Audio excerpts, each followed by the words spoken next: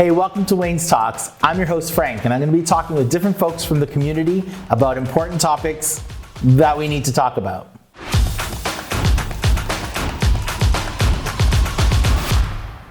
Today we're talking about body image in the gay, queer, and fetish scenes. Let's talk to some community members and see what they have to say about it. Okay, so my name's Craig. My pronouns are he, him, and they. So for a lot of my life, I have struggled a lot with my body image, especially when I was younger. My body is often changing size and shape. So I often I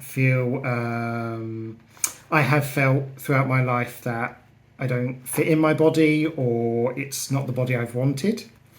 But over time, I've had to really deal with that and actually build up a way to learn to really appreciate my body and love myself. Hey, my name is Tommy. My pronouns are he and him.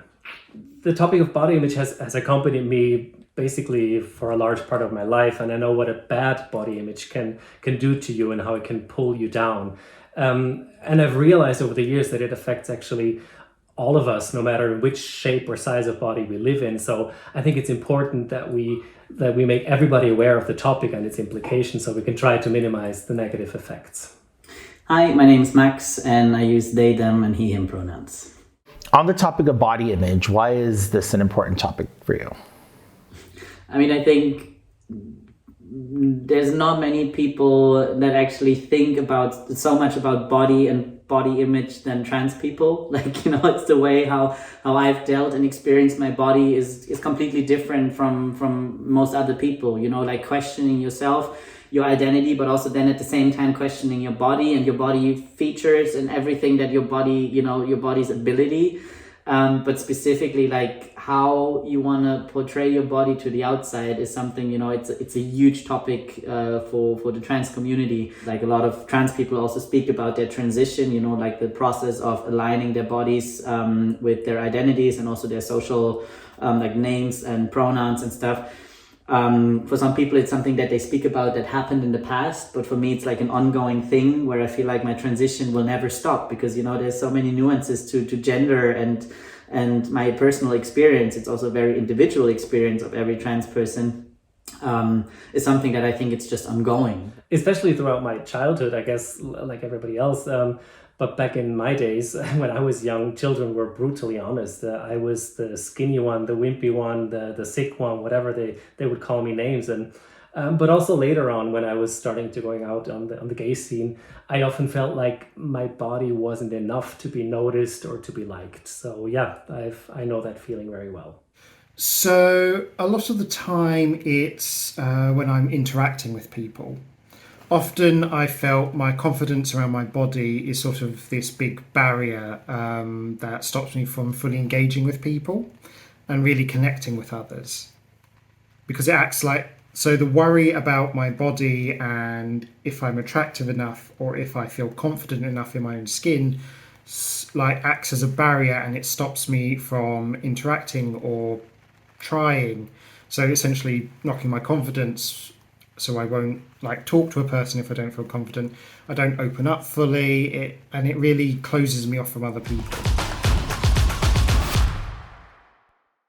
I would say most like the sponsored messages that you get in the media, it's all about, or very often about getting fit, staying in shape, staying healthy, dressing fashionably, looking young. And also a lot of private content on social media, I think, is about fashion, fitness, diet, etc. So I think it's a big topic, but I think there's also definitely a noticeable trend towards a more body positive or body conscious attitude, which I think is commendable because it sends an important message to people to not get too wrapped up in what others are trying to tell you.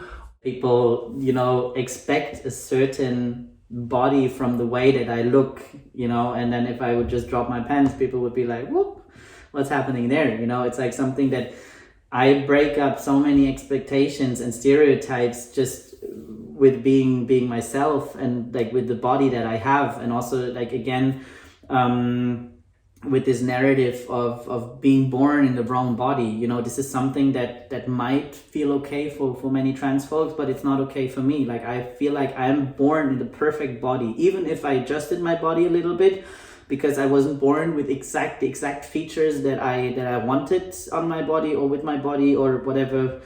But it's still not a wrong body. So, in the times where I've struggled with my body, it's often been about I've not felt myself measure up to a standard that has been set for me. Partially by myself, but also partially by the society around me and the messages I receive. Well, in general, I had a lot of, as I said earlier, issues about my body. I was always slim, probably too slim.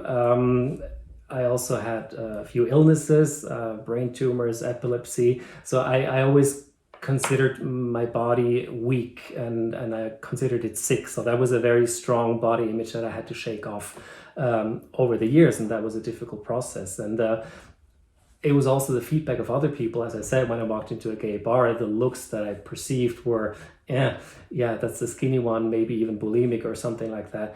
All these assumptions that people have about you that are not true because they don't know you. So there's always a story behind a person and their body, and we should try to not judge too quickly, but maybe just ask what it is. And we don't have to like everybody type, but we can just accept it or be nice to everybody. So in a lot of media, especially, heterosexual media, but also queer media, the male image is very heavily focused on this sort of gym, chiseled body that isn't achievable for a lot of people. And when that is all you see being represented and all you see being celebrated, it can be quite hard to celebrate your own body in the same way. That appearance is its primary value. This has one of the big things for me, learning to love my body, was learning to love it for something other than its appearance. So I joined up with an LGBT powerlifting competition for a time.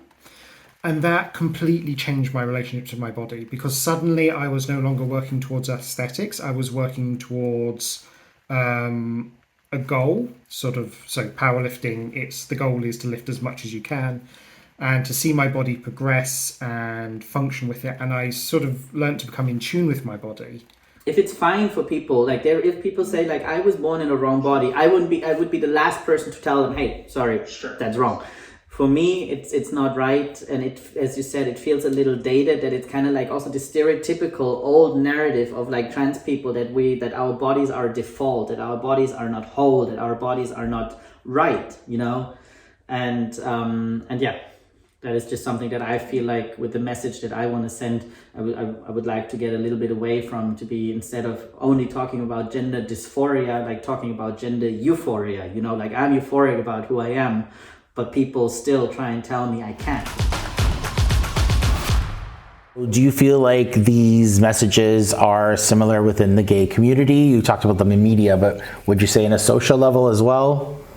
It really depends what part of the community you're in. We always talk about the gay community as this big monolith, but it actually has many, many facets. Like, if you go into essentially like the dating apps or certain club scenes, yes, it very much has an impact on that. However, I've also found, and this is part of why I've been able to make peace with my own body and start to love it, is I found sections of the community that celebrate their own body, or it's like neutral and how your body looks doesn't matter. I think we have to differentiate though. If we're talking about like dating apps or like hookup apps, I think, yes, it's very much about the exterior. In fact, I think it's only about the exterior. You can choose a body type for your profile and you can search for muscular or normal, whatever that means.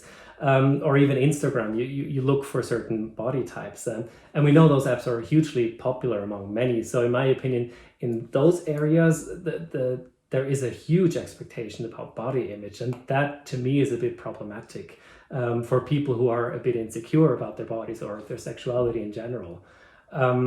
But I would like to think that life, and even gay life, is about more than just sex and hooking up.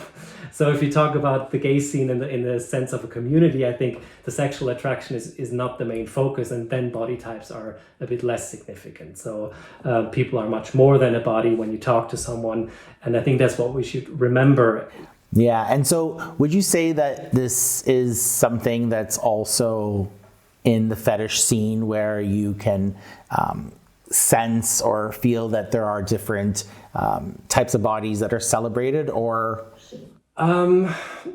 Yeah, I think so. I mean, when I was younger, I was told that I shouldn't wear leather because I was too skinny and I didn't look good in leather. So obviously people did have clear expectations of what a body in leather should look like. That was very encouraging, and I try not to do that because I know how it can hinder someone on their journey in the fetish scene. I hope it's better nowadays, thanks to the visibility of all the fetishes. I think the horizons of many people have been expanded, and so that the classical fetish image of the strong butch leatherman or maybe is accompanied now by different images that are just as valid and just as good as the Tom of Finland aesthetics maybe. One of the things I always look for is what sort of bodies are featured in event photos after the event. And often you do see a lot of the bigger bodies or less chiseled gym bodies being left on the cutting room floor. Because I've been to lots of events where there are these huge range of body types, very beautiful people, all like bears, twinks, skinny, the whole range. But the only people that are featured in the after event photos are the most chiseled or the most sort of traditionally attractive people. The most powerful thing or the most important thing was to change my own point of view about myself, about my body, being mindful and kind towards myself, towards the body that I have, accepting it and realizing what is good for me and what is not, what are my strengths, what are my weaknesses, and then building on the strengths rather than focusing on the weaknesses and then the bad things. So, and I think that applies to basically everything in life. It's better to look for a solution and the positive than dwelling on the negative and the problem. It's also important to eliminate negativity from other people around you, that and to control, as we talked about before, the media consumption, the messages that we receive. We have to put them in the right box. We have to put them in the right relation towards ourselves and our bodies. Yeah, I think that's great. Like, speaking to your first point, I think that's really important that we try to be kinder to ourselves.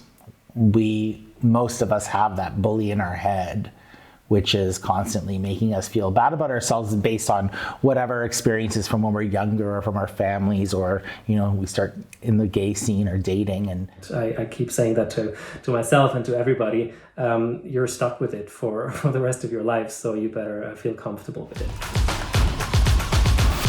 So then tell us, what's something you like about your body a lot, or something you love about your body? Quite a bit nowadays. Like, I love my belly. Like, I feel I have a good belly. My chest is quite well shaped, nice big nipples, bit of hair. You all like that. I think I have nice legs, and I like my smile because it means that I'm happy. Yeah, that's beautiful. I love that. Yeah, I mean, it was a hard road to actually learn to love my body, because again, from the outside, people keep telling me like your body is wrong, and like resisting that and actually overcoming that point to being, like accepting myself and saying like, I don't even only need to accept myself, like the way I am is perfect, and like this confidence and the feeling that comes with it is, I think, what I love most about my body.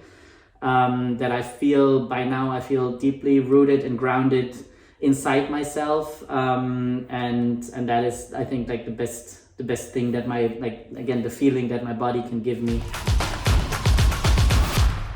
And so then what would you tell, let's say, somebody who's watching who maybe doesn't feel good about their bodies right now? What kind of message do you have for them? It takes work to like your body, and especially because we're constantly being re-fed the message that our bodies aren't good enough, it takes constant work to maintain that. You need to spend just as much time as you do in the gym just changing how you think about yourself. It takes time and effort, and you have to get out of some really bad habits to do that, but it's worth it in the end. I think it comes down to what you said.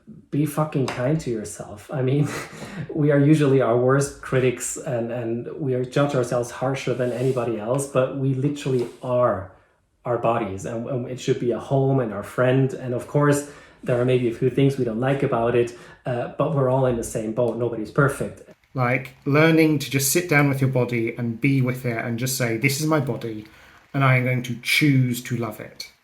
That's why I say fuck it. It's just the bully in our head. I say we treat it like any other bully. When you ignore them, they lose their power. Thanks for watching. If you like what you see, like and subscribe. And if you want to join in the conversation, you can message us on Instagram, Twitter, or Facebook. You can find the links below. Talk to you next time.